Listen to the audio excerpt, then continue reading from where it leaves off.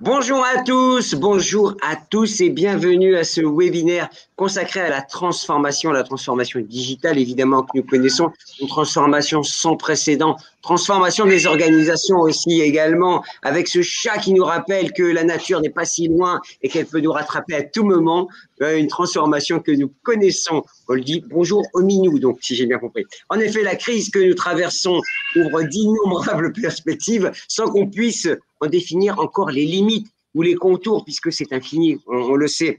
Pour autant, certains prérequis méritent d'être posés afin de permettre aux établissements qui sont représentés ici aujourd'hui de créer un écosystème de technologies d'apprentissage performant. C'est l'objet de notre rencontre aujourd'hui. Quelles sont les étapes fondamentales et nécessaires pour réussir un changement radical dans ces établissements, dans les établissements et les institutions françaises, mais aussi internationales, bien entendu. Comment s'assurer que la pédagogie passe avant la technologie et que l'on ajoute bien de la valeur au programme que les établissements proposent, on ajoute bien de la valeur aux institutions en améliorant tout simplement les usages, parce que c'est ça l'enjeu, hein, c'est que tout cela soit plus fluide pour les usagers, pour les enseignants et tout l'écosystème. Alors, c'est autant de points qui seront abordés aujourd'hui par Campus Matin et notre partenaire Panopto qui est représenté par Colia Guiguet. Hello from London, je crois, Colia, vous êtes à Londres.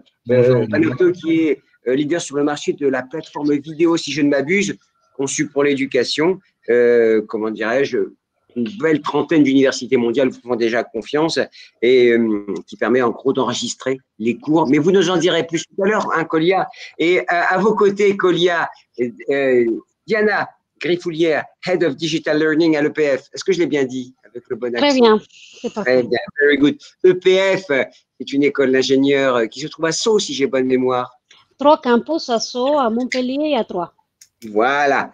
Marie-Odile Lhomme, qui est Chief Digital Officer. Je crois que c'est très… il y a beaucoup d'anglicisme dans le digital. Vous êtes patronne du digital à Audencia, c'est ça? L'école de commerce. C'est tout à fait ça. Transformation, IT, bref, tout ce qui concerne la révolution et la transformation que nous connaissons. Et Benjamin Six, qui assure à peu près la même fonction à l'ESSEC, la grande école de commerce aussi. On peut dire comme ça? Oui, je suis directeur de l'innovation et l'expérience utilisateur. Voilà. Chacun a un titre spécifique, mais tout le monde fait un peu la même chose aussi, parce qu'on retrouve quand même des fondamentaux et un fil rouge dans tout ce que vous faites. C'est évidemment améliorer l'usage, l'expérience étudiante, l'expérience apprenante. Voilà, on va en parler. Un petit bilan rapide, Marie-Odile, sur cette année, la bascule violente, rapide, une transformation jamais vue. Rapide, une transformation jamais vue, violente non, parce que la baseline était présente, donc c'est clair qu'on n'aurait pas pu switcher en fait lors du premier confinement en une semaine et passer tous nos programmes en distanciel si la baseline technologique n'avait pas été présente, baseline pédagogique aussi. C'est clair que on a supporté le dispositif avec énormément d'accompagnement des enseignants et des intervenants en formation continue et en formation initiale pour les enseignants. J'ai l'impression que tout le monde y allait tranquillement, mais là, on a sifflé le départ, il a fallu piquer un sprint quand même. C'est-à-dire que là où on a piqué un sprint, c'est sur le pilotage quotidien en fait du dispositif. Là, réellement, oui, on a piqué un sprint pour être au rendez-vous de la bascule une semaine après le début du confinement. Avant de parler des ingénieurs avec Diana, côté école de commerce encore avec Benjamin, là aussi une bascule violente, vous la jugez comme telle? Pas forcément violente, assez inattendue, rapide, mais pas forcément violente. Ce qui peut être un peu compliqué, c'est qu'effectivement on avait les bases, mais on a dû faire un sprint pour effectivement réussir la bascule dans une semaine en bonne qualité.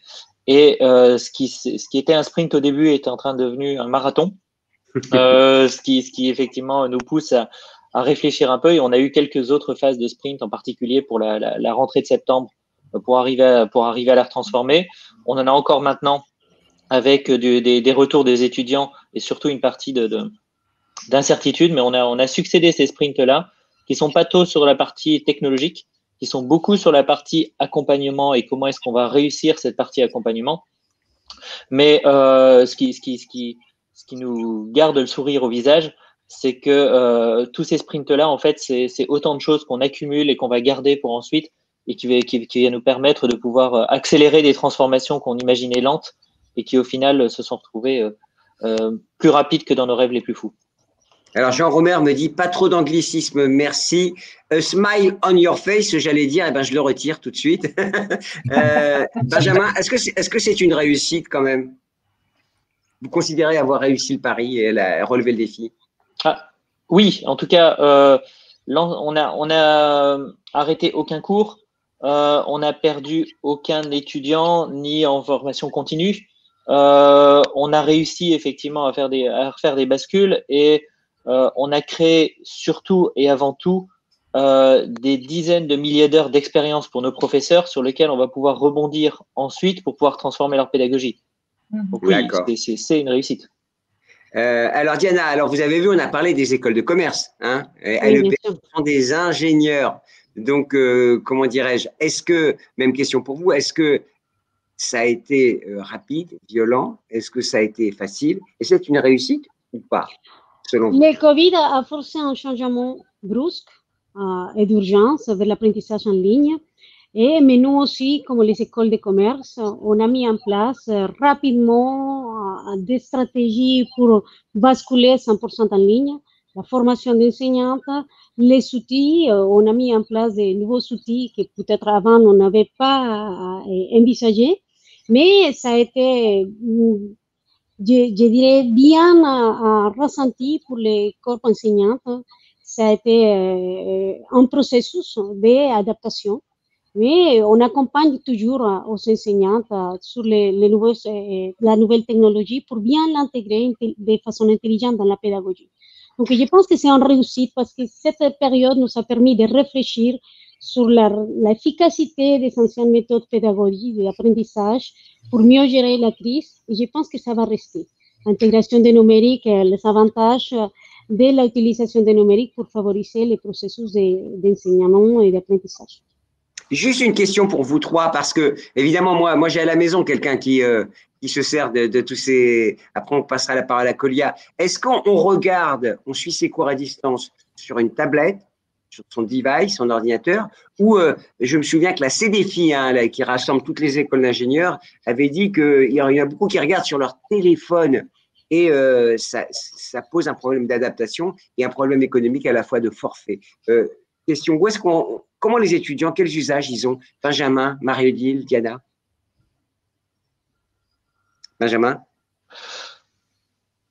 C'est des choses sur lesquelles on a fait peu d'études, mais où a priori on est sur des choses en majorité sur ordinateur. Au niveau des cours, ils suivent ça en majorité sur ordinateur. C'est peut-être un peu moins le cas pour les cours le matin, où effectivement il y a plus de téléphones et de caméras coupées.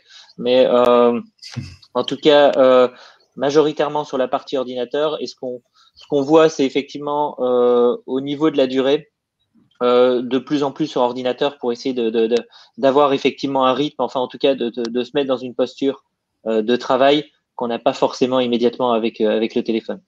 Par Marie-Odile, pardon. Oui. Ce qu'on a constaté, c'est qu'on a néanmoins une différence entre le cours en direct, où là, effectivement, on est majoritairement sur ordinateur, mais par contre, sur la rediffusion du cours, là, on est beaucoup plus sur des périphériques mobiles. Marie-Odile? Oui, j'ai exactement le même retour d'expérience, en fait, que Benjamin par rapport à la machine finale, en fait, utilisée pour suivre le cours. C'est majoritairement l'ordinateur pour le synchrone. Sur la synchrone, on peut être sur la tablette, sur le smartphone, hein, c'est ça les usages. À tel point que dès le début, en fait, j'ai mis en place un dispositif de prêt gratuit, en fait, d'ordi aux étudiants qui se retrouvaient pour des raisons X ou Y en panne, avec une entreprise de l'économie sociale et solidaire qui fait partie de notre écosystème avec laquelle on travaille sur le recyclage de nos matériels informatiques. Diana? Pareil, les retours d'expérience, ça a été pareil. Je pense que la partie asynchrone se suit plutôt par téléphone et la partie synchrone par les ordinateurs normaux. On a eu des retours de connectivité, surtout ça a été des problèmes de certains étudiants, de connectivité de chez eux. Et donc, c'était difficile d'accéder aux cours qui étaient aux cours en live. Et c'est pour ça que la possibilité d'enregistrer les cours a été mise en place. Donc, oui, bien sûr. Oui. Kolia, alors, beaucoup de choses ont été dites. Hein. D'abord, comment vous réagissez, puis vous nous rappelez en quelques mots Panopto quand même, parce que 21 des 25 universités les plus réputées au monde ont utilisé votre techno. Alors, on ne va pas faire trop de promos, même si on est un peu là pour ça. Mais rappelez-nous un peu quelques éléments et puis donnez-nous votre regard sur ce qui a été. Oui, très bien.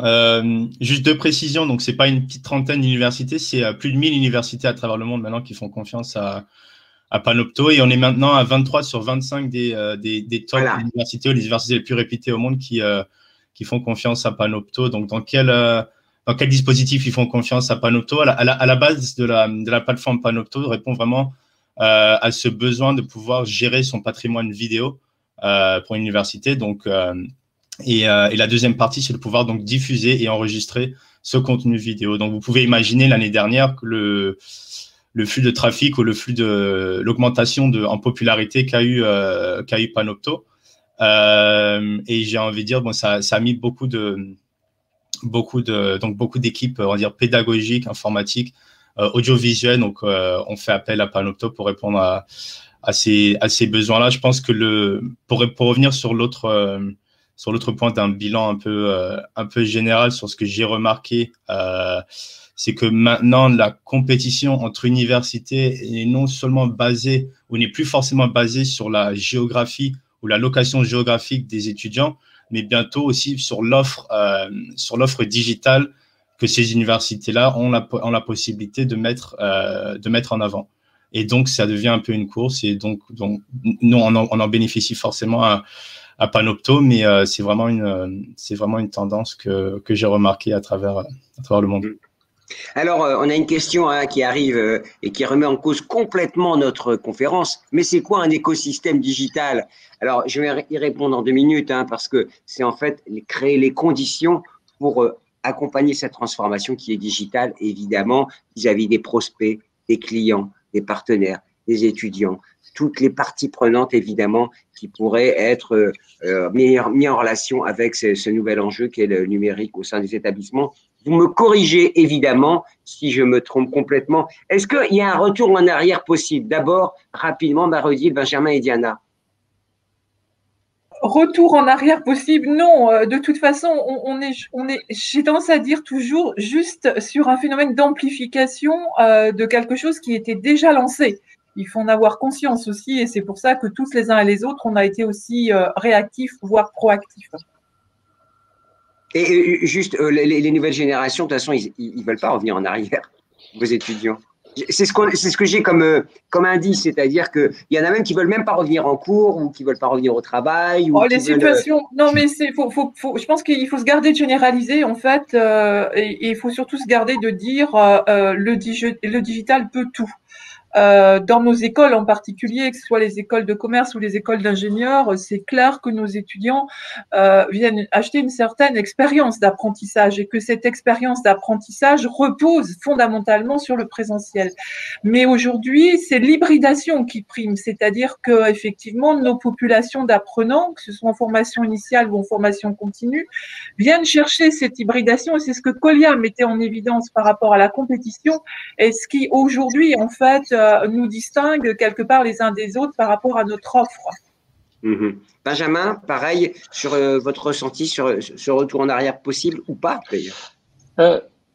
Il y aura un retour en arrière, mais effectivement vers une situation qu'on a encore du mal à identifier. On est encore sous le rythme de la crise sanitaire qui nous impose un certain nombre de choses. On sait que lorsqu'on aura à nouveau les mains totalement libres, on arrivera vers quelque chose de différent, mais on ne sait pas encore exactement quoi. Ce qui est sûr, c'est qu'au niveau des étudiants, ce que l'on ressent, nous, c'est les étudiants souhaiteraient ce retour à l'arrière, mais tout en bénéficiant des améliorations et des choses, en tout cas d'une expérience augmentée qui a été mise en place au niveau de la formation. Typiquement, l'enregistrement des cours et la possibilité de pouvoir revoir son cours, c'est quelque chose sur lequel ça va être compliqué de revenir en arrière. Les attentes des étudiants vont être très fortes maintenant, surtout que nous, on le fait de manière systématique en ce moment. Donc, on aura des attentes très fortes là-dessus. Mais sur revenir sur le campus, sur revivre l'expérience campus, c'est des choses sur lesquelles il y a beaucoup d'attentes. Et on l'a remarqué en particulier, on fait des programmes 100% en ligne, on a des programmes présentiels. C'est pas les mêmes étudiants qui veulent de la formation présentielle et de la formation 100% en ligne. Donc là-dessus, on n'aura pas forcément convaincu nos étudiants de faire de la partie distancielle. Là où il y a une différence, ce sera au niveau des professeurs. Parce qu'effectivement, auparavant, lorsqu'on discutait d'enseignement en ligne, lorsqu'on discutait d'enseignement hybride avec des professeurs, on était beaucoup sur une discussion théorique. Là, maintenant, on est vraiment sur des discussions par rapport à leur expérience. Tous nos professeurs ont maintenant des expériences d'enseignement présentiel, ça on le savait déjà, mais aussi d'enseignement en ligne, mais aussi d'enseignement hybride. Et ils peuvent effectivement, et par l'expérience, ils savent ce qui peut être plus adapté à tel type de pédagogie. Et donc, la vraie transformation va être sur les retours des professeurs qui vont se dire, au final, au lieu de faire 25 heures en face à face, j'ai peut-être pas besoin de faire ces 25 heures en face à face avec tout un groupe. Je veux faire quelque chose de totalement différent. Voilà vers quoi je voudrais aller. Ce qui va complètement inverser cette logique de transformation, parce qu'auparavant, on poussait beaucoup cette transformation, et là, on s'attend à avoir des demandes de professeurs qui challengent eux-mêmes leur pédagogie et disent, voilà, en fait, c'est ça qui m'intéresserait le plus et qui rendrait ça différent et en tout cas plus adapté à ce que je veux faire. Benjamin, vous pouvez répondre à Fanny? C'est quoi le concept d'hybridation? Alors, comme vous avez prononcé le mot, je me permets de, comme ça, Fanny aura, on utilise beaucoup de mots, hein, on l'a vu, donc ça permet peut-être de remettre des choses au clair pour tout le monde. L'hybridation, c'est un concept varié, c'est un concept vaste. À partir du moment où on est sur un mélange entre de l'enseignement en présentiel et de l'enseignement en ligne, on est sur quelque chose d'hybride. Pour le moment, notre définition à nous, enfin en tout cas notre usage vraiment sur l'hybridation, c'est comment on fait pour avoir des personnes qui sont dans la salle de classe et des personnes qui sont distantes. Ce qui est une petite partie de l'hybridation. Mais derrière, on va revenir effectivement sur tous les concepts de blended learning. C'est qu'est-ce qu'on va faire dans la salle de classe et qu'est-ce que l'on va faire au moment où on a besoin d'avoir cet échange et quelque chose d'assez intense et qu'est-ce qu'on va faire en dehors de la salle de classe, qui peut être en synchrone, qui peut être en asynchrone, sur d'autres temps. En tout cas, ma définition est aussi vaste et variée que le concept initial. Peut-être que d'autres. Diana, alors même question. Alors je reviens parce qu'on a peut-être oublié la question de départ que j'avais posée à Marie-Odile et Benjamin. C'est est-ce qu'un retour en arrière est possible? Parce que ces nouvelles générations qui arrivent, elles attendent peut-être autre chose. Et je disais même, certains ne veulent plus revenir en cours. Alors je caricature, exprès, bien sûr. Je pense qu'il faut, pour bien comprendre qu'est-ce qui se passe, il faut revenir en arrière pour améliorer justement les anciennes pratiques. Donc, on va faire un point quand tout ça sera fini. On a fait, l'EPF a fait le choix aussi depuis quelques années de mettre ces enseignements, ce modèle général d'enseignement en blended learning. Donc, on a passé brusquement l'année dernière à faire de l'enseignement en ligne, 100% de l'enseignement en ligne. Et il faut faire les points. Il faut revenir un peu en arrière pour voir et extraire les points positifs, les expériences positives et négatives, parce que le Covid a aussi révélé certains problèmes de longue data, comme l'infrastructure technologique, les problèmes de connectivité, mais aussi l'efficacité ou la réflexion sur l'efficacité des anciennes pratiques pédagogiques, sur les transmissifs. Donc, on va revenir, mais justement pour faire le point et pouvoir avancer plus rapidement.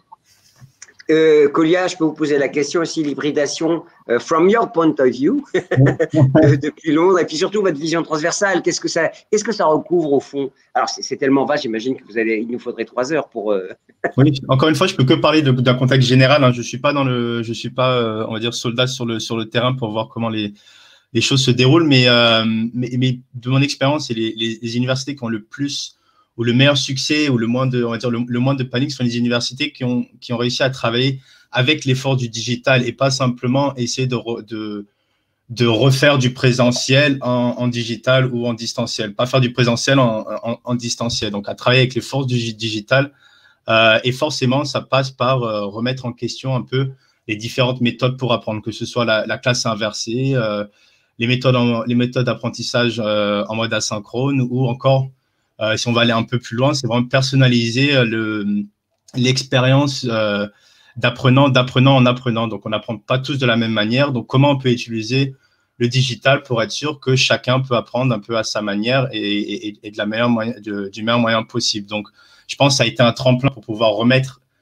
sur le devant de la scène autre chose que juste du présentiel, un PowerPoint et un tableau blanc, là où on présente un sujet de manière très linéaire de ce point de vue-là. Donc, tout ce que j'ai remarqué, ce sont vraiment de pouvoir remettre sur le devant de la scène les différentes méthodes, pour apprendre.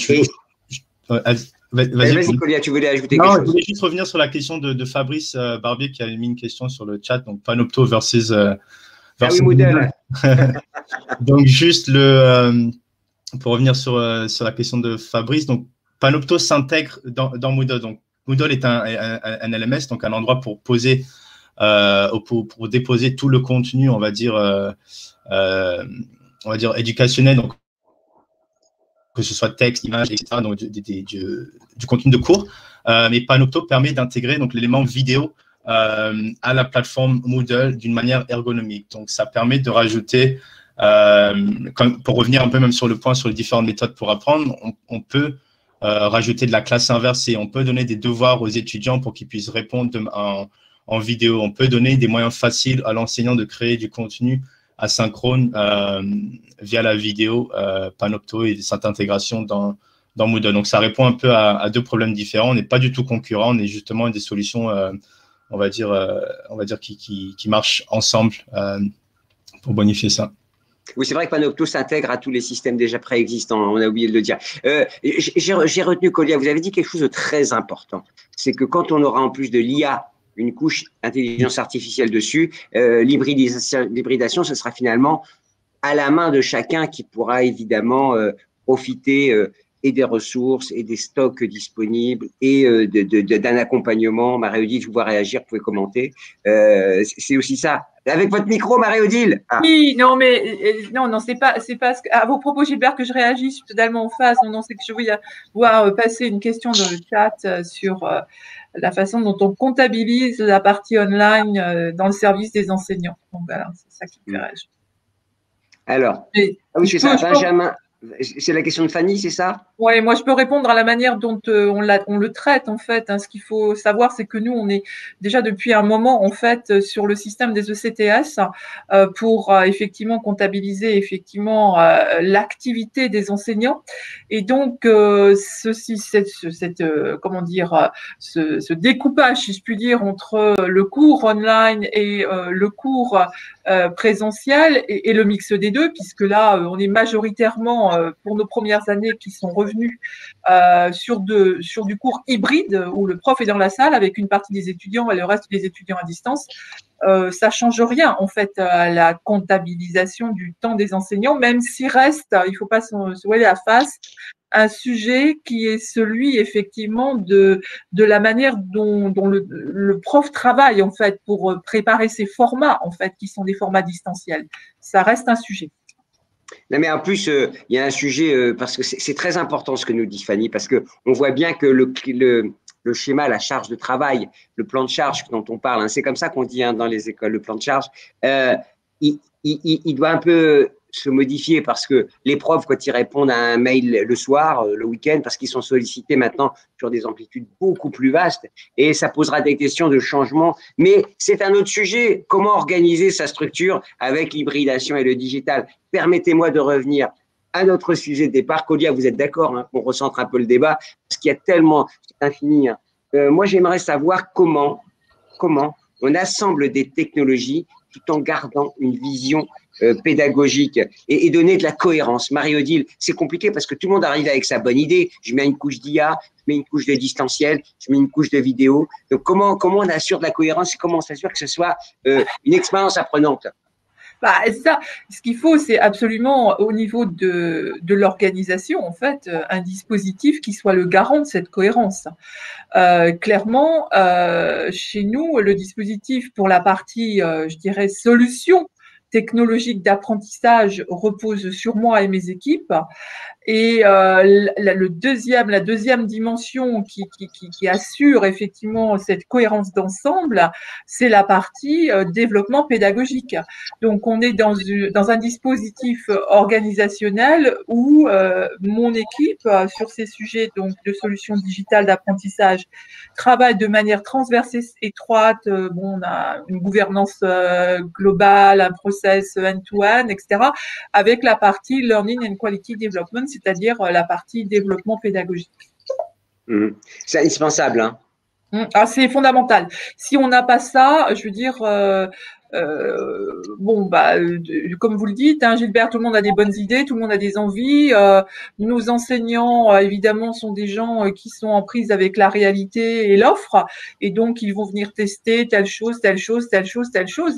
Voilà, ce qui est important, c'est d'arriver effectivement à maintenir cette cohérence d'ensemble via une offre de services, en l'occurrence de solutions digitales d'apprentissage, et c'est moi qui l'apporte au travers d'un catalogue de services qui est co-construit en fait avec la partie développement pédagogique et qui laisse entrer aussi et qui fait de la place aux expérimentations, bien sûr. Benjamin, j'imagine qu'à l'essai, comme il n'y a que des têtes bien faites, tout le monde a sa petite solution aussi. On vient vous voir tous les matins en disant « Attendez, j'ai trouvé la solution miracle ». Même question que Marie-Odile. Comment s'assurer que tout ça fonctionne dans la même direction? Alors, nous, on a un focus. Enfin, si on regarde au niveau des professeurs, on a les enthousiastes par rapport au numérique, on a les récalcitrants par rapport au numérique.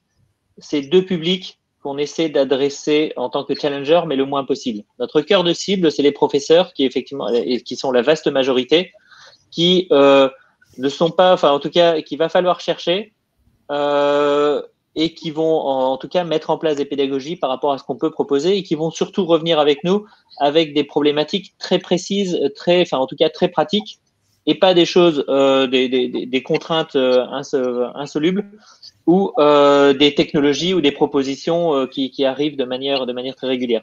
Donc on va vraiment faire le focus sur ces professeurs-là et proposer des solutions qu'on va pouvoir effectivement généraliser de manière assez importante. Comment est-ce qu'on va être en capacité de pouvoir servir le maximum de professeurs et comment est-ce qu'ils vont identifier l'écosystème digital comme quelque chose qui va les aider à aller plus loin et pas une contrainte supplémentaire ou quelque chose qui va leur nécessiter plus de travail ou des choses dont ils ne voient pas l'intérêt, mais d'arriver à recréer quelque chose de cohérent. Et en suivant effectivement cet axe-là, ça nous permet de proposer des choses qui sont acceptables, de parfois effectivement se faire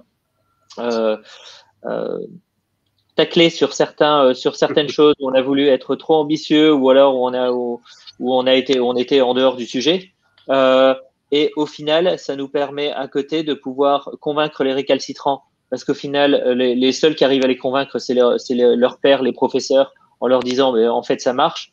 Et derrière, de donner un peu de grain à moudre aux enthousiastes et de temps en temps, effectivement, faire des expérimentations avec eux pour nous faire gagner en expérience, mais pas des choses que l'on déploiera immédiatement.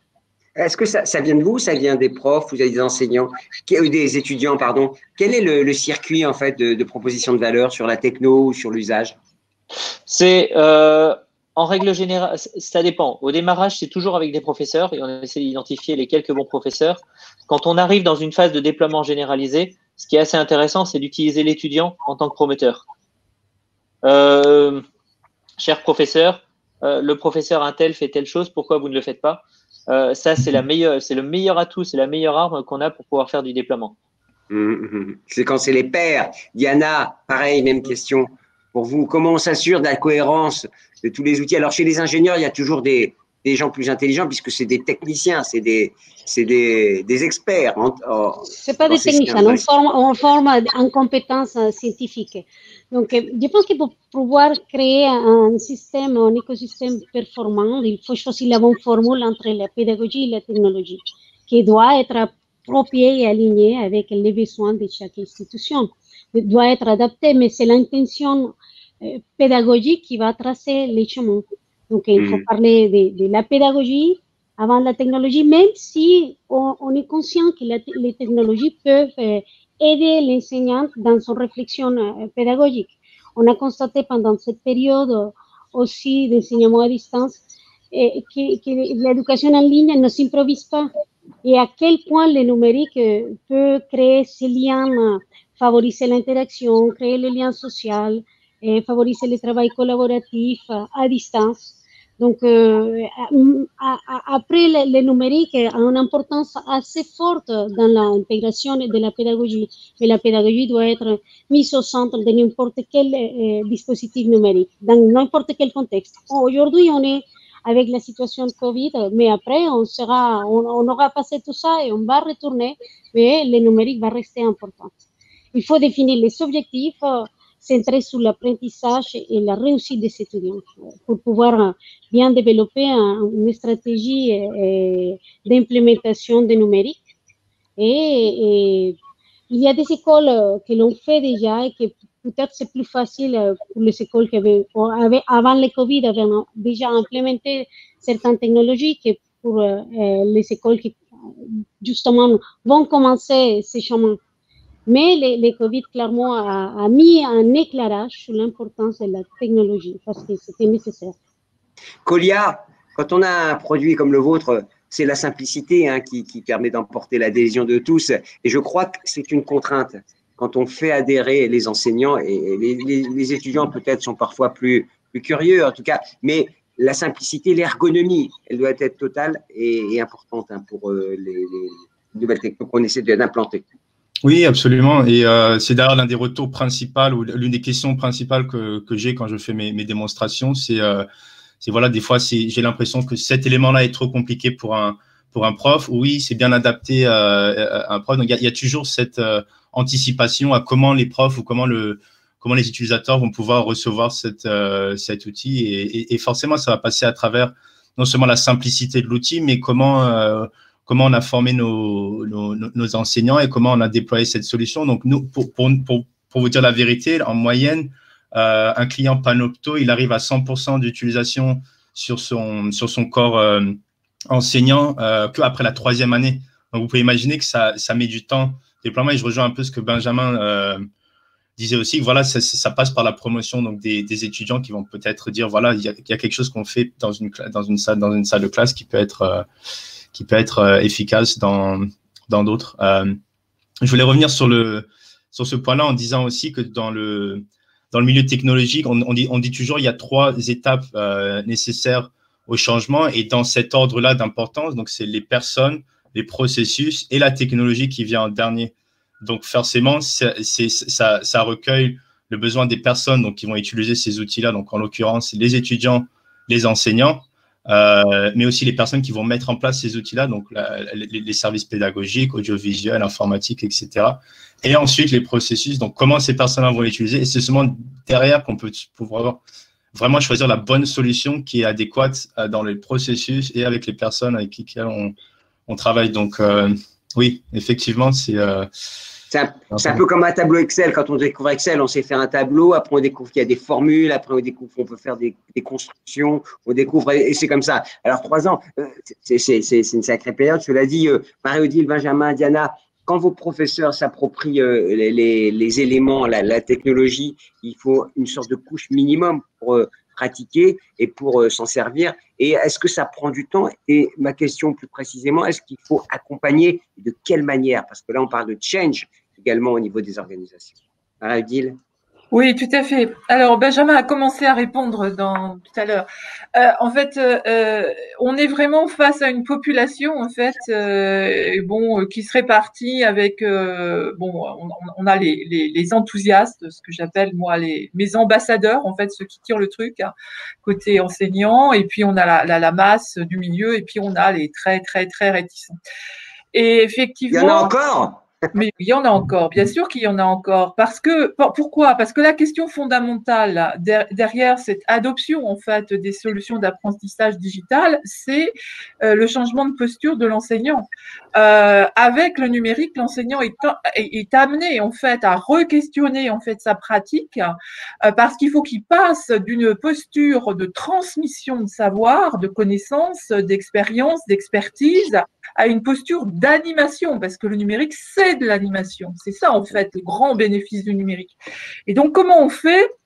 On travaille avec toutes les populations, évidemment, posant un focus sur le cœur de cible, comme l'a fort bien expliqué Benjamin, et en les amenant effectivement à adopter, en fait. Mais il y a toujours un moment où l'adoption, je dirais, de la solution digitale elle-même, bah, finalement, on y arrive, hein, bon an, mal an, hein, pour tout le monde. Mais c'est pas ça le vrai sujet. Le sujet, c'est comment je scénarise, comment je passe de cette posture de transmission à une posture d'animation. Donc, c'est clair qu'aujourd'hui, l'effort que l'on porte, quand je dis on, c'est toute l'école, la direction des programmes, la direction académique, la partie développement pédagogique, moi avec mes équipes sur le digital, c'est vraiment cet effort d'accompagnement. Conduite du changement, c'est un terme central hein, quand on parle d'écosystème. Hein, Benjamin, Marie-Odile, Diana, Benjamin. Oui. Et ça a été effectivement le principal sujet pour la bascule d'il y a quasiment un an, parce qu'en fait, les pistes technologiques étaient déjà présentes. Là, c'est comment est-ce qu'on arrive à pouvoir faire une gestion du changement sur un très grand volume de professeurs. Alors là, la question du pourquoi se posait pas, c'est qu'effectivement, tous les cours devaient passer 100% en ligne, donc tous les cours devaient passer 100% en ligne. Mais sur le comment faire, c'est là où il fallait travailler de manière la plus poussée possible. Nous, ce que l'on a fait, c'est travailler pour assurer que le professeur ait le minimum de choses à faire par rapport à une solution assez standard et d'accompagner de manière très très proche pour que l'ensemble des professeurs soient à l'aise et soient rassurés par rapport à cette solution basique et standard. Parce que sur un cours, on sait qu'effectivement la qualité d'animation est directement liée à au temps de cerveau disponible que le professeur peut passer à animer son cours. Si il a une partie de son temps qui est consacrée à comment est-ce que je gère la caméra, le son, les entrées, et je veux faire telle fonctionnalité, tout ça en fait, ça réduit la qualité du cours de manière proportionnelle et immédiate. Donc là, on s'est dit, on va faire quelque chose qui est basique mais qui fonctionne. Qu'on va expliquer à tout le monde et sur lequel on va avoir un accompagnement le plus fort possible. Donc, on a pris effectivement, avec la fermeture du campus, on avait plein de personnes qui se retrouvaient avec des missions qui étaient réduites et on a basculé tout le monde pour pouvoir faire de l'accompagnement au jour le jour des professeurs. Donc, on a monté une équipe, il y avait quasiment 20 personnes à ce démarrage-là qui ne faisaient que de l'accompagnement et de la gestion du changement et de la partie prise en main, pour être sûr que tout le monde ait un background suffisant pour pouvoir avancer.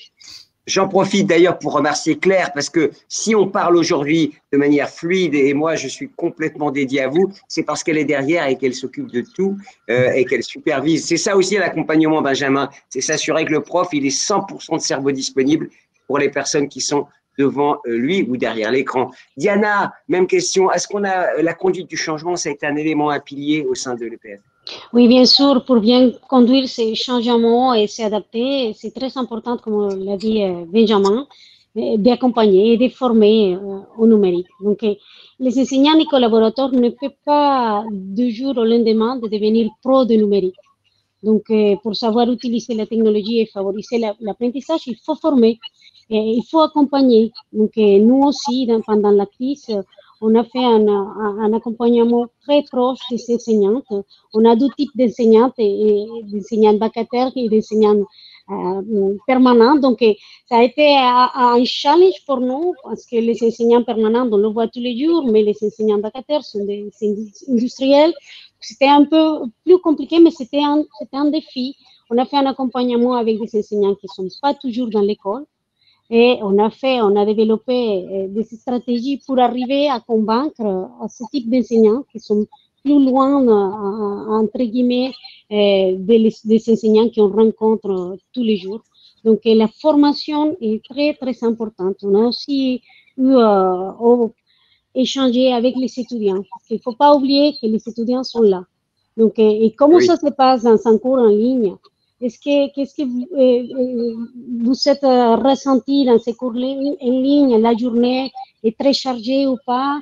Pourquoi? Comment il faut faire pour faire plus d'asynchrone que de synchrone?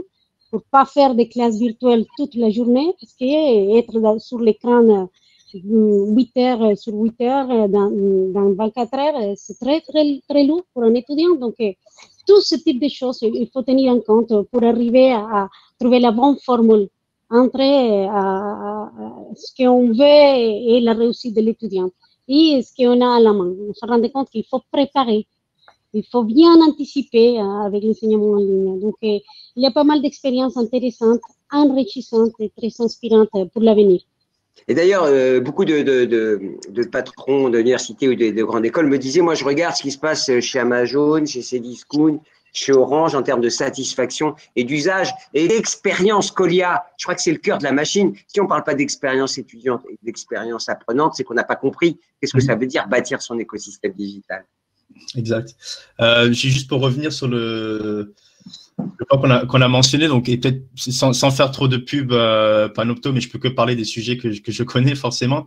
Mais pour rentrer là-dessus et dans l'aspect formation et dans l'aspect technologie dans le milieu éducationnel, donc moi, ça fait, malgré ma jeune apparence, ça fait presque 10 ans que je suis dans le milieu technologique, dans différents secteurs.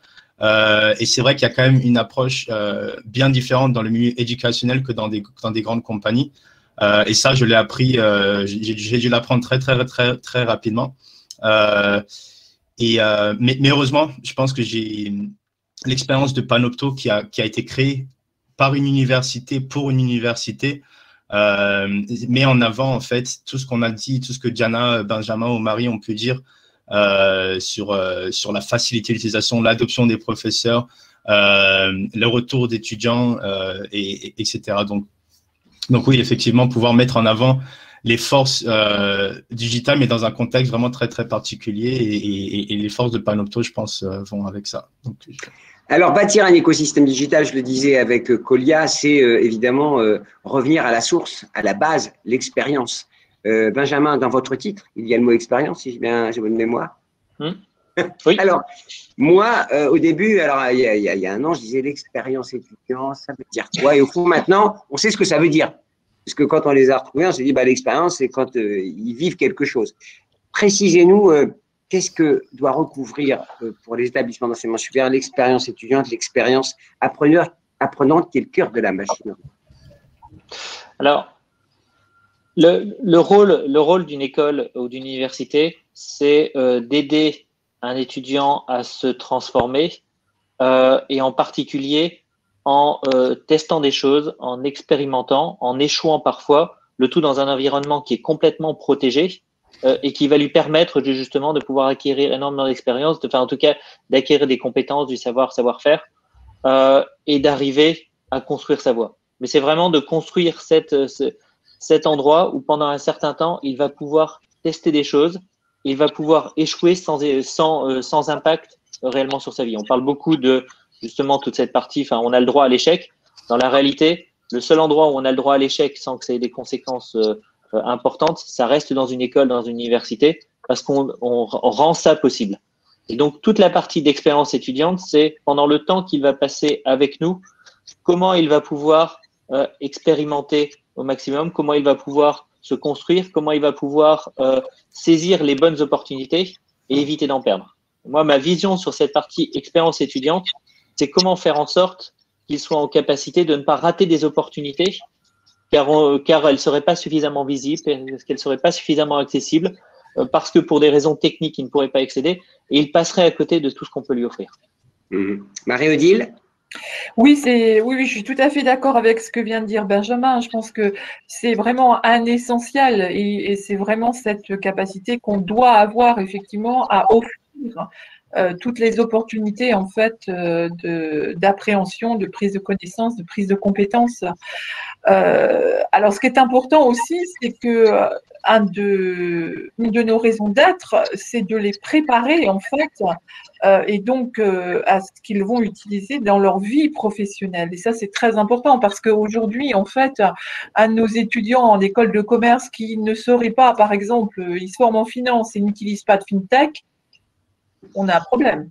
On est à côté de la plaque. Voilà, donc ça va de l'expérience du collaboratif sur les outils collaboratifs jusqu'à des choses très spécifiques qui sont liées effectivement au choix de métier que fait l'étudiant.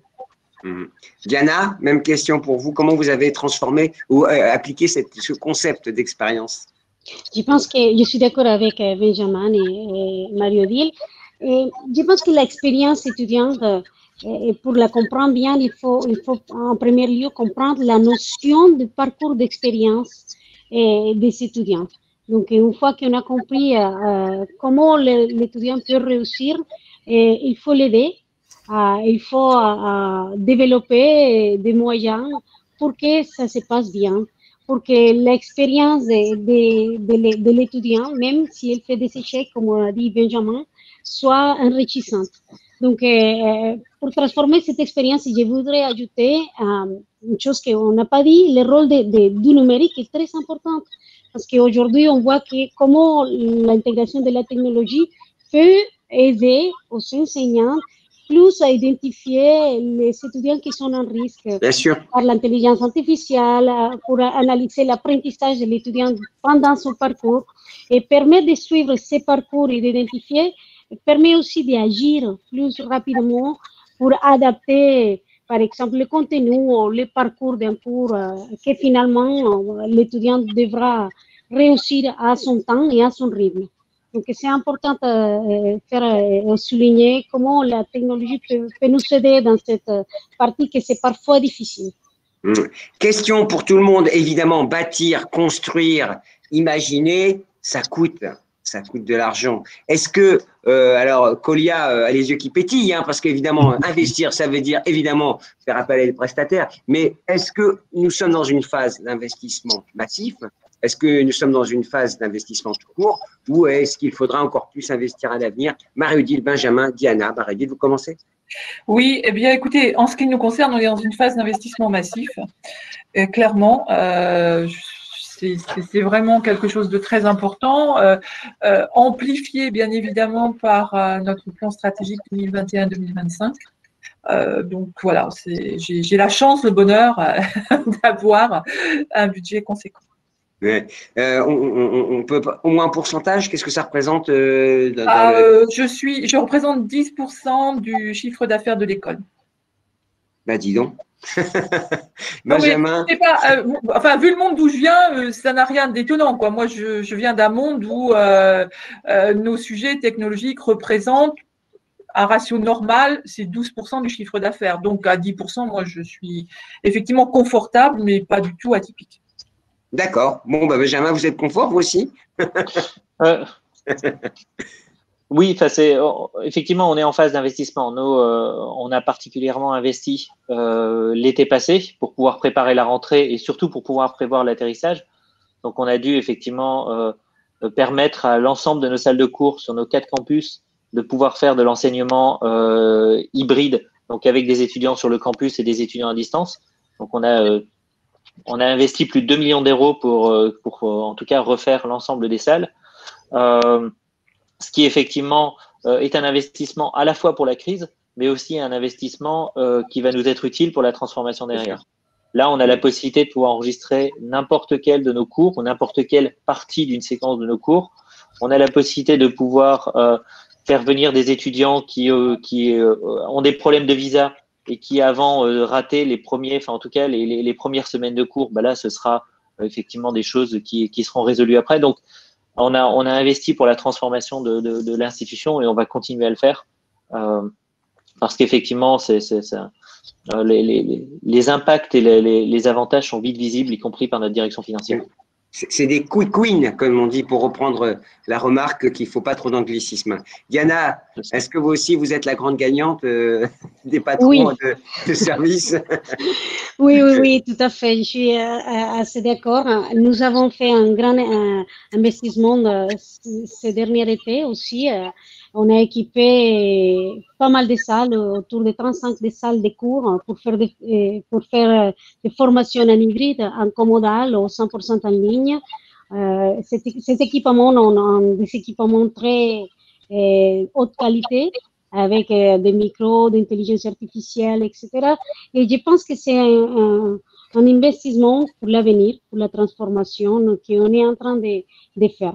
Donc, je pense que pour créer un écosystème performant, il faut fortement investir, il faut avoir un soutien de la gouvernance et investir dans l'infrastructure nécessaire pour la transformation. Colia, donc c'est un marché en croissance, hein, c'est ce que je veux dire, c'est que l'effort des établissements et des institutions doit être important ou on peut commencer modestement et monter en charge. Comment ça se passe quand on investit? Je crois qu'il y a une façon simple de répondre à la question et ça fait partie de mon travail. Bien que je suis commercial, je suis là aussi pour appuyer les personnes avant le processus d'achat. Ça passe tout simplement par ce qu'on appelle la valeur. Donc, qu'est-ce qu'on va en tirer de tel ou tel outil? Et ça, il faut à chaque fois revenir aux solutions, aux problèmes spécifiques auxquels on essaye de répondre. Pas juste aller investir à droite, à gauche, mais vraiment arriver à être assez spécifique sur ce qu'on essaye d'en tirer pour en revenir à la valeur plus qu'au coût qu'une solution peut nous apporter. En fait, vous êtes en train de nous dire, c'est pas combien ça coûte, c'est combien ça rapporte. Exactement. Pour en revenir aussi à mon point initial, hein, que j'ai mentionné au tout début, c'est que maintenant la compétition digitale se fait ressentir de plus en plus. Donc voilà, si on parle de 10% de chiffre d'affaires dans le cas de Mario Deal, si on arrive à grandir le chiffre d'affaires, de toute façon, ce chiffre-là grandit aussi. Donc c'est win-win, comme vous avez dit. Alors, c'est marrant, Colia, vous déflorez le sujet que je voulais aborder, c'est évidemment bâtir son écosystème digital, c'est bâtir sa capacité de résistance et de réaction et d'être en compétition avec des acteurs. Vous êtes tous en compétition sur un marché mondial désormais, hein, les grandes écoles. Mario Deal, est-ce que la différence, comment dirais-je, le clivage entre les écoles qui montent, celles qui sont stables, on va dire, pour pas dire celles qui descendent, eh bien, se fera aussi sur cette expérience nouvelle qu'il faut créer? C'est incontestable. Ça se constate déjà aujourd'hui et ça ne va aller qu'en sa croissance, c'est clair. Je veux dire, nos différenciations, donc nos gains en termes de compétitivité passent par le digital, c'est une évidence. Et vous communiquez comment dessus d'ailleurs? Parce que ce que vous dites, on est en blended, on est en hybride, on vous propose à distance, on vous propose… C'est proposé un peu à la carte, comment on communique là-dessus d'ailleurs? Comment on communique? On communique déjà dans la communication que l'on fait par rapport à la commercialisation, donc à la prospection de chacun de nos programmes, c'est clair. Et on n'en fait pas un sujet à part entière. C'est-à-dire qu'il faut vraiment que ce soit totalement intégré, en fait, dans la pédagogie, dans les programmes, c'est comme ça qu'on communique, en fait. Après, évidemment, là, on vient de communiquer sur notre plan stratégique 21-25, donc on en fait un sujet à part entière parce que là, on est sur des axes stratégiques. Mais dans une communication, je dirais, quotidienne, c'est totalement inclus dans la communication des programmes, en fait, hein, clairement. Benjamin, est-ce que vous aussi, alors l'ESSEC est présent à Singapour, l'ESSEC est présent alors, Audencia aussi est présent partout, mais il s'avère que l'ESSEC est présent à Singapour avec un établissement, un immeuble même, j'ai envie de dire, siglé ESSEC. Est-ce que la compétition se fait maintenant là-dessus, cette capacité alors, j'imagine que vous avez travaillé dessus. Oui, elle ne se fait pas directement sur cette partie digitale, mais c'est plutôt sur le digital qui va permettre de pouvoir accompagner nos marqueurs forts et de pouvoir aider à les rendre encore plus visibles. Nous, à l'ESSEC, on est vraiment sur la personnalisation du parcours où chaque étudiant va construire son parcours à la carte et totalement. Et le digital permet d'améliorer et de rendre encore plus flexible un parcours déjà très flexible. Donc, on communique pas sur cette partie digitale en tant que telle, mais plutôt sur tout ce que le digital va nous permettre de rendre encore plus fort sur nos points forts et d'améliorer sur nos points standards. De toute façon, les étudiants, on parlait d'expérience, eux, ils demandent ça. Ils demandent à pouvoir, Atawad, anytime, anywhere, in a device. Je vais mettre en colère la personne qui me disait t'es pas trop d'anglicisme, je suis désolé.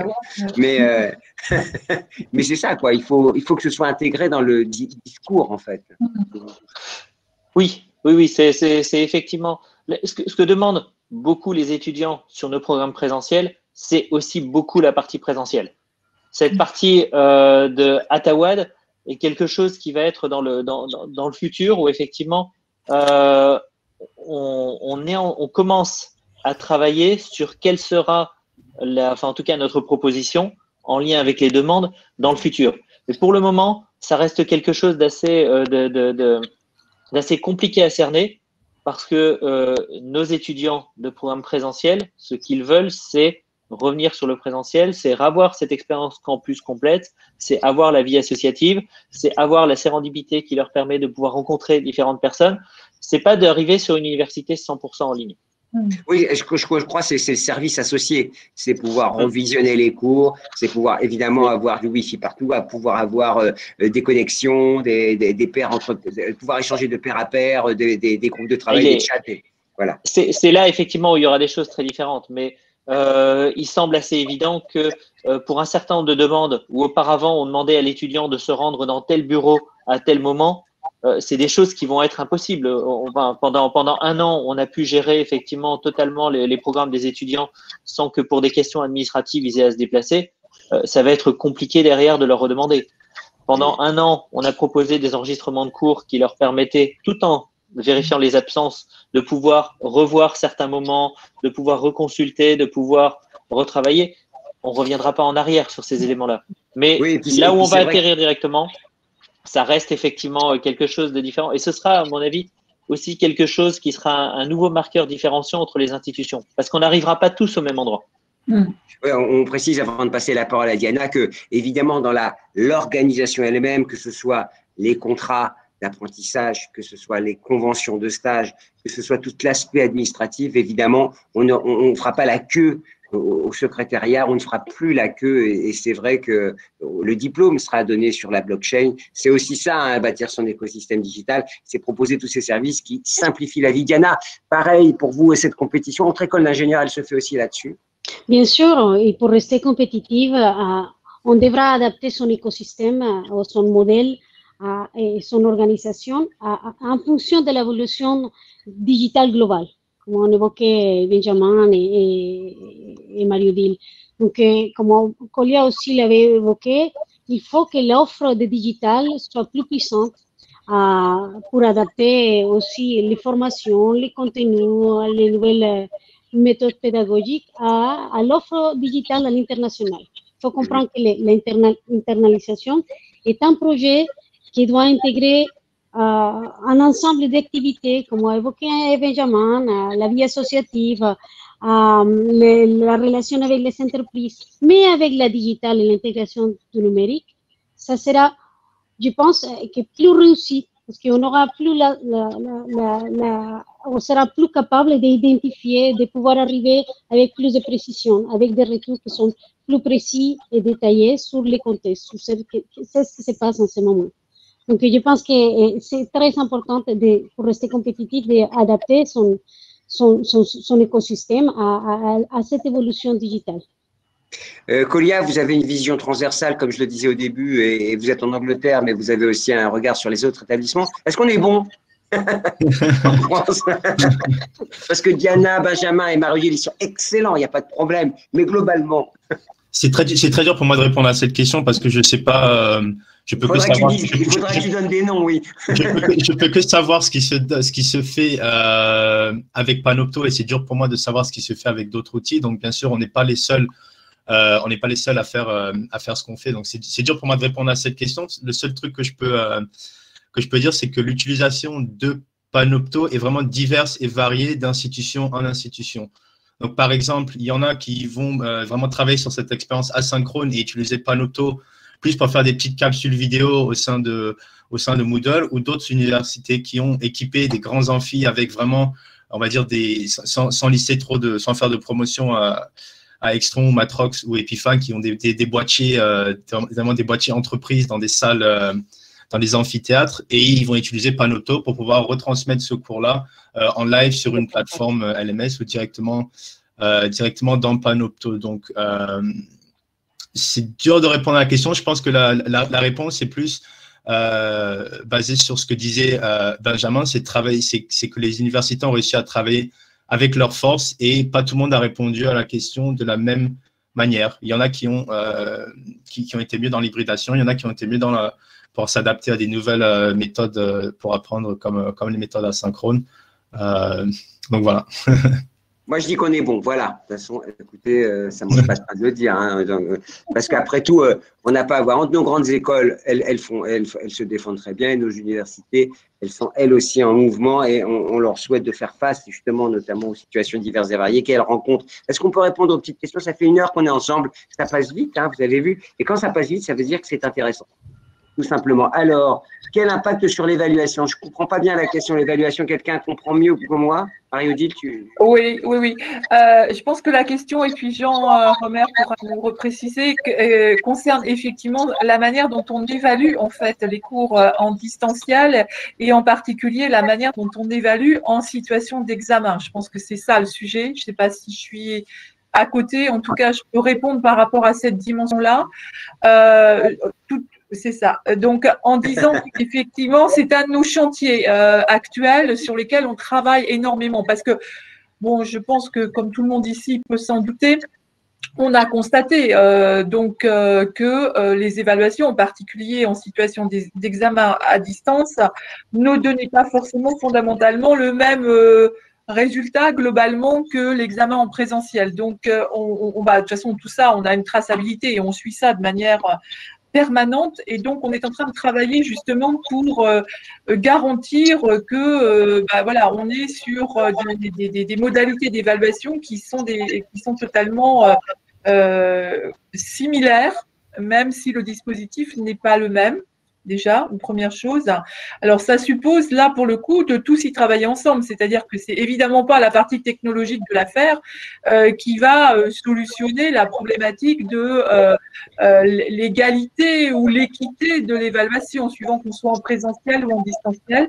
Donc, quand je dis tous, c'est la direction académique principalement, évidemment, le développement pédagogique, et puis moi et mes équipes qui apportons évidemment tous les dispositifs technologiques qui peuvent garantir cette équité d'évaluation. Et Benjamin, Diana, vous répondez aussi à cette question rapidement, du coup. Sur la partie évaluation, enfin en tout cas évaluation des étudiants, ça reste le point le plus compliqué parce que fondamentalement, c'est ce qui nécessite pour pouvoir faire, enfin en tout cas une évaluation aussi efficace et surtout en empêchant la triche, ça nécessite le plus de travail pour le professeur. Parce qu'on ne peut pas effectivement prendre un examen, enfin pour la grande majorité des examens, un examen qui était donné en présentiel, en papier, le basculer en distanciel, ça ne fonctionne pas. Peu importe la solution qu'on mette en place, et la mauvaise solution, enfin en tout cas ce que je pense être la mauvaise solution, serait de mettre un attirail technologique complexe et intrusif pour essayer de pouvoir le faire. Même ça ne répondrait pas. Et c'est ça qui est assez compliqué, c'est qu'on demande aux professeurs de changer leur évaluation. Enfin la façon de pouvoir évaluer. Et là, ce qu'on a réussi à ne pas faire pour les cours en leur disant, enfin en tout cas, on va faire une adaptation légère au niveau de vos cours, mais en essayant qu'ils soient aussi efficaces. Sur l'évaluation, on doit les modifier. Et c'est là où ça peut être le plus compliqué, parce que parfois c'est faisable, d'autres fois c'est effectivement plus difficile.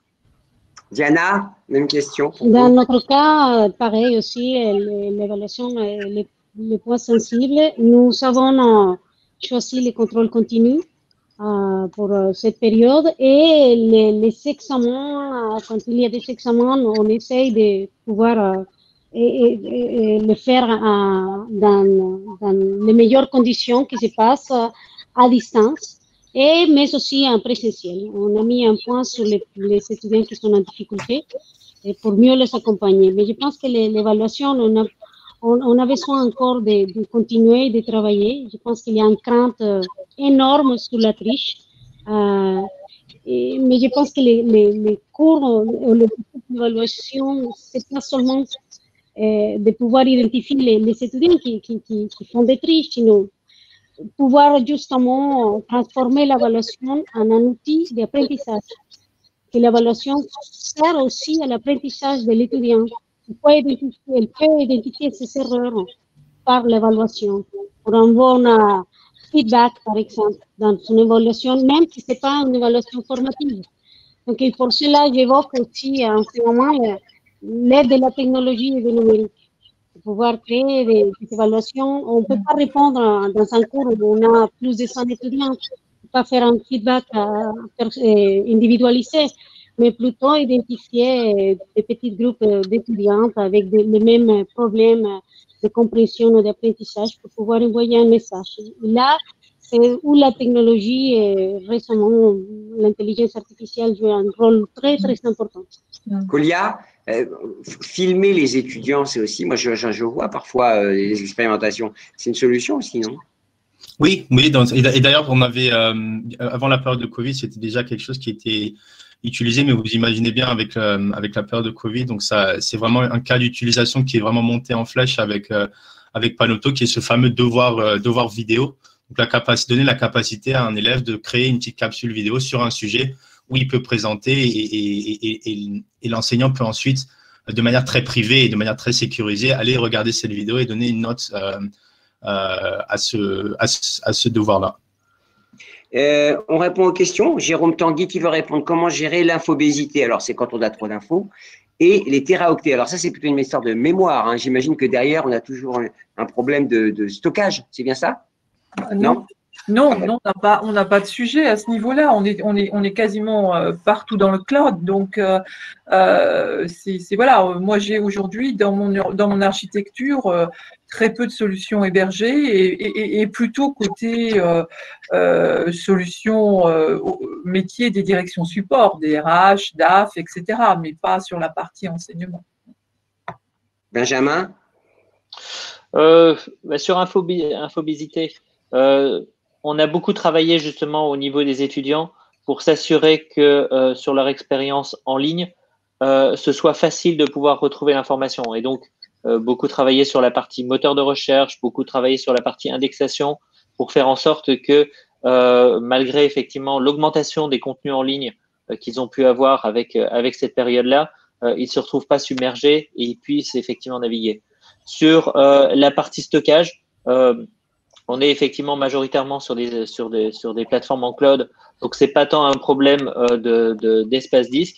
Néanmoins, on a tout un travail dans le cadre de notre plan stratégique sur justement la partie empreinte du numérique. Ouais. Et donc comment effectivement s'assurer que c'est pas parce qu'on est sur une partie cloud et sur lequel le stockage en fait semble illimité, que l'empreinte que ça représente pour la planète ne doit pas être quelque chose qu'on travaille. Donc, on est en train de lancer toute une série d'ateliers pour justement être sûr qu'on ne conserve que de l'information pertinente et intéressante.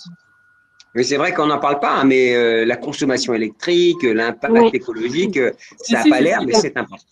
C'est très important, tout comme les SEC, effectivement, ça fait aussi partie de nos objectifs stratégiques. Et voilà, moi j'ai conduit un audit fin d'année 2020 sur ces sujets-là, justement pour rendre nos urbanisations vertueuses en termes de consommation de CO2. Bon, bah écoutez, Diana, même question pour vous, hein, stockage. Alors aussi, Jérôme rajoutait, merci à vous deux pour vos réponses, donc on vous remercie. Ça portait aussi sur l'écologie, on a répondu. Et la propriété, et c'est vrai que peut-être que c'est ça, c'est la sécurité derrière qui se cache. Quand on est dans le cloud, c'est sécurisé, mais Diana. La propriété intellectuelle, c'est très important. Et la protection des données est liée à ça. Et nous sommes en train de développer aussi un cadre sur la protection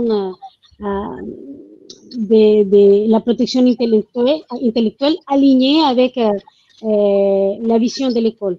Donc, pour cela, c'est important parce que les enseignants le demandent. Bon, quand on fait des ressources, on développe des ressources, à qui appartiennent ce type de ressources. Donc, il faut bien expliquer les cadres que l'enseignant, c'est l'auteur intellectuel et c'est lui qui est dans notre contexte, il gère ses ressources et c'est à lui. Mais il faut bien comprendre, il y a plusieurs lois sur la propriété intellectuelle. Il faut l'adapter en fonction des besoins. Oui, c'est vrai, c'est un sujet, hein, dès qu'on a proposé une solution, Kolia, hein, la propriété, le RGPD, tout ça autour d'un écosystème. Oui, et c'est une question qui revient toujours dans ce fameux processus d'achat. Donc, c'est où sont stockées vos données. Donc, en l'occurrence, à Panopto sont stockées en Europe, heureusement pour nous. Mais l'autre point sur lequel je voulais appuyer, la question de propriété intellectuelle revient très souvent. Donc, quand un prof crée une vidéo, est-ce que cette vidéo lui appartient? Est-ce qu'elle appartient à l'institution? Est-ce qu'elle appartient à Panopto?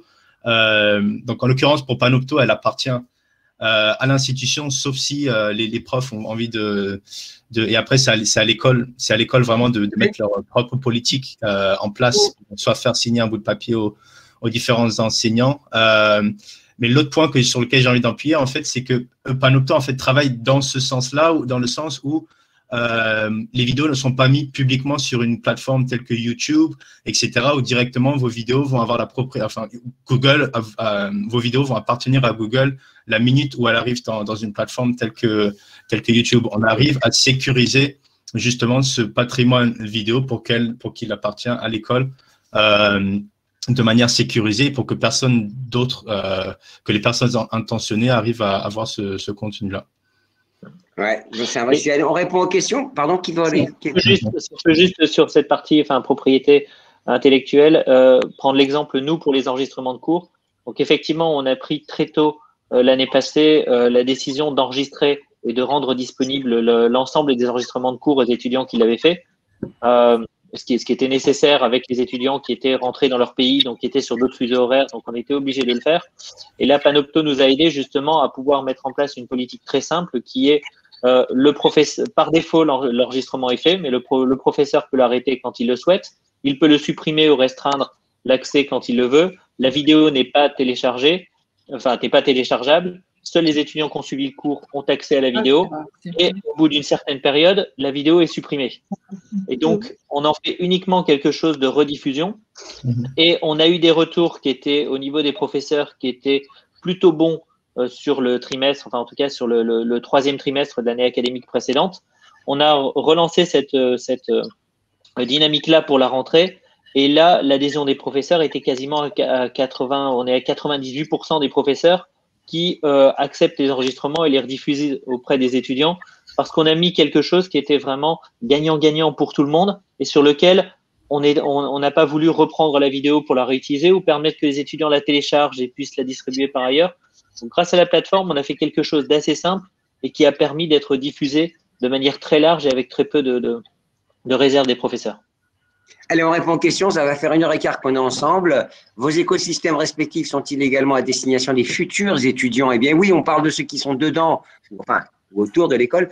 Nouveaux services à destination des prospects pour un soutien commercial. Marie-Odile, je vous vois dodeliner du chapeau. Oui, tout à fait. Sujet très important, en fait. Toute la prospection, tout ce qui est tourné vers les nouveaux étudiants, le soutien à nos forces commerciales, que ce soit en formation initiale et en formation continue, c'est clair que c'est un sujet.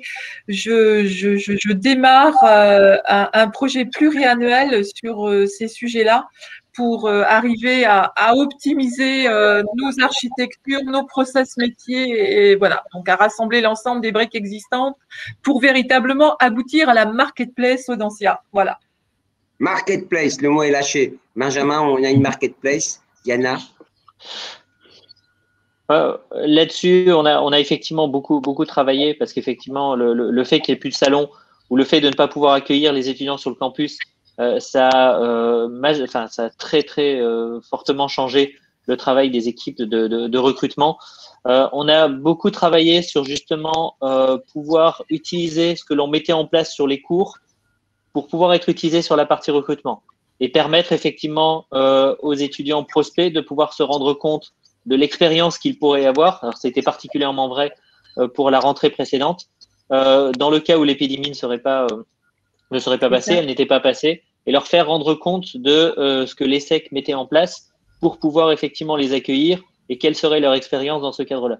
Ce qui a plutôt bien marché et ce qui a créé un cercle assez vertueux à la fois sur la fiabilisation de ces solutions et sur la bonne connaissance de ce qu'on mettait en place auprès des étudiants prospects. Il y a des rafales de questions. Diana, vous voulez dire un mot là-dessus ou ça vous convient ce qui a été dit? Je pense que, pourquoi pas, l'écosystème est important et je pense que c'est une bonne façon de vitrine pour présenter tout ce qu'on fait à l'intérieur de l'école. Et pour la présenter dans ce moment, on a testé plusieurs solutions On ne pouvait pas faire les GPO comme on le faisait avant.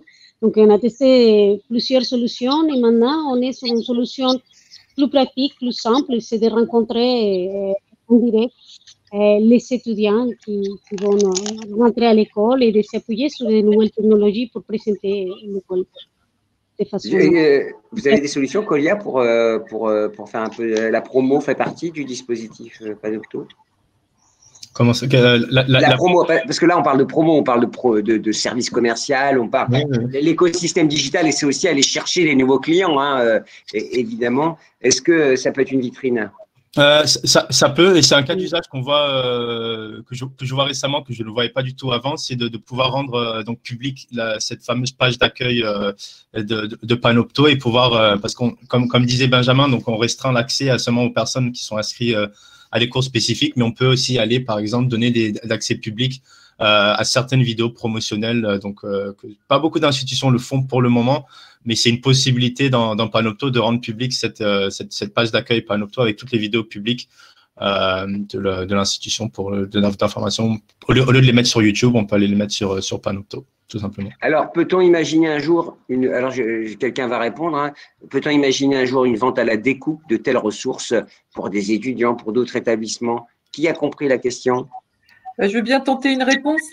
Alors déjà, Jean, ça existe déjà parce que certaines de nos écoles, effectivement, mettent à disposition des partenariats avec des plateformes de type Coursera ou effectivement, et d'autres, où elles vont mettre à disposition des formats, donc des modules, des cours, voilà. Évidemment, ça fait partie des réflexions qu'on a. Est-ce que effectivement, parce que pour l'instant, Audencia ne le fait pas, mais ça fait partie de nos réflexions, soit effectivement en partenariat. Je ne veux pas faire de promo pour Coursera parce qu'il y en a d'autres, mais ça pourrait être d'autres plateformes, ou bien de façon, je dirais, propriétaire sur nos propres solutions. En fait.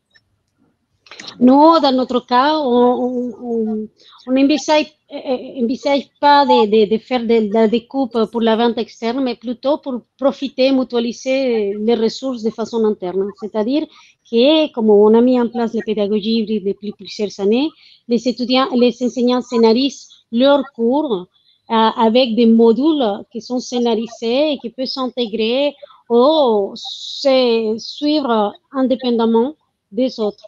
Parce que chaque module est lié à une compétence. Donc, plutôt pour la mutualisation en interne, c'est un des projets qu'on est en train de développer dans l'école en ce moment.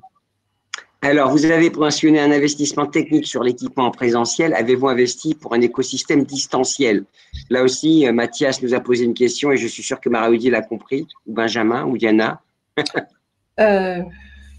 Alors, avez-vous investi pour un écosystème distanciel? Un ordinateur par étudiant, par exemple, et des RH, un G pédagogique au hasard? Non. On n'a pas, nous, investi effectivement par rapport à la population des étudiants, hein, puisque les étudiants ont leur propre machine. Par contre, comme je le disais précédemment, j'ai mis un dispositif de prêt gratuit en place en cas de problème de la disponibilité de la machine de l'étudiant. Ça, c'est pour la population des apprenants. Et par rapport à la population des collaborateurs, je dirais que voilà, on est purement dans notre business as usual. C'est-à-dire que les dotations en matériel, effectivement, étaient déjà présentes. Il a pu arriver qu'on renforce certaines choses, mais on est dans du récurrent. OK. Sur la question des ingénieurs pédagogiques, sur cette partie-là, de notre côté, on n'a pas investi à ce moment sur la partie ingénierie pédagogique directement. On n'a pas créé de poste à ce moment-là. On a déjà 7 ingénieurs pédagogiques, donc on est déjà sur un bon public.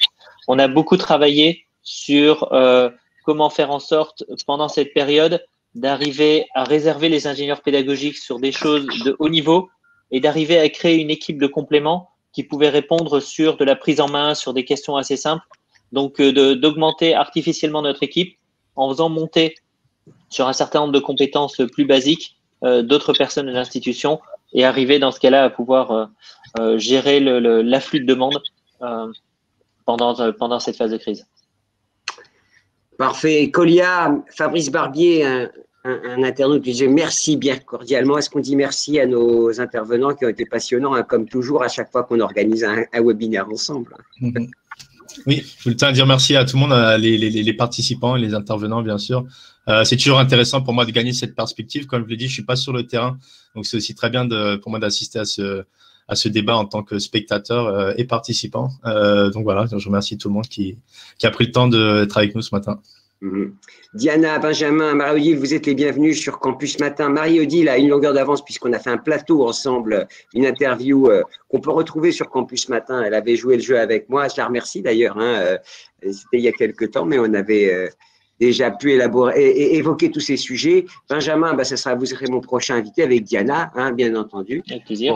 Pour parler transformation digitale. Colia, c'est toujours un plaisir de te voir. On se vous voit normalement quand on est plateau, mais là, on se connaît. Allez, je vous souhaite une très bonne fin de journée et bonne continuation à tous. Et merci à tous d'avoir assisté. À très bientôt. Merci beaucoup. Au revoir. Au revoir. Merci, au revoir.